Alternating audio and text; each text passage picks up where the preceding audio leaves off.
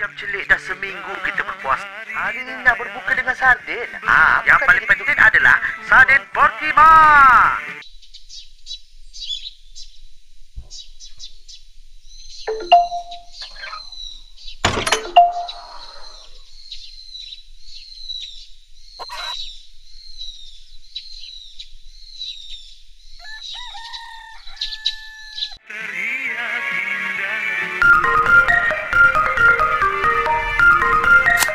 Hai Ayah, Assalamualaikum. Waalaikumsalam adik. Dik, ayah nak tunjuk langsir ni. Cantik tak? Cantik-cantik. Saya tahun ni adik balik tak? Nantilah Ayah. Aki ada kerja ni. Nanti Aki kau balik Oh iya ke? Okey lah. Okey, bye.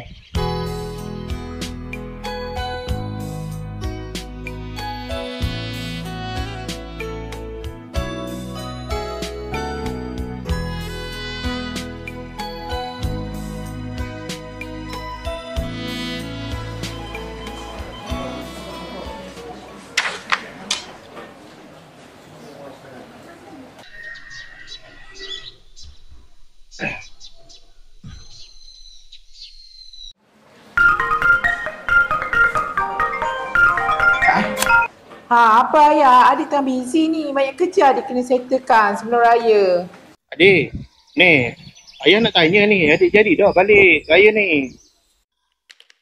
Adik rasa mungkin adik tak balik kot raya nanti Ayah. Kerja-kerja adik ni banyak lagi kat office ni. Oh, adik tak dapat balik raya ke? Tak apa. Apa faham.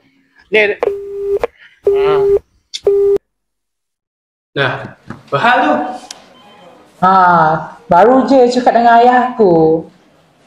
Dia suruh aku balik raya ni. Kau tengoklah kerja aku ni. Tak pernah habis. Aku kalau nak beraya, bagilah aku betul-betul tenang. Kerja ke memang tak akan habis ke.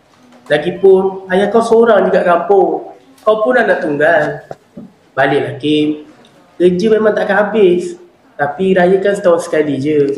Kau balik, kau jumpa ayah kau. Raikan raya bersama dengan dia. Lagi mana dia ada lagi ni Kim. Rayalah dengan dia.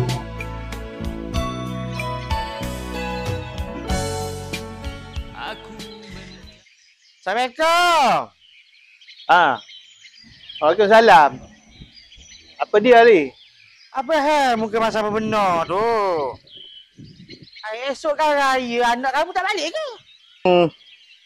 Anak aku tak balik raya tahun ni. Anak kamu balik ke? Anak aku ada lah balik ke. Tapi tahun ni dia orang bawa balik kereta besar katanya. Tak apalah. Mungkin dia busy kot.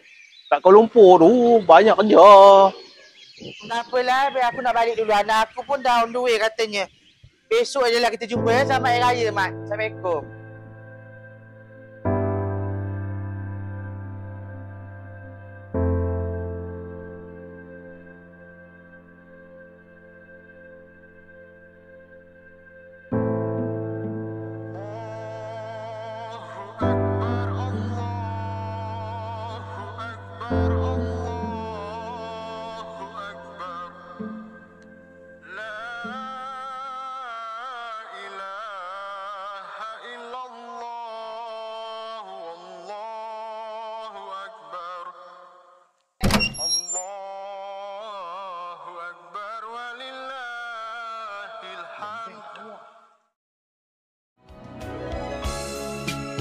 Lihatlah, aku terkapar dan Ada balik.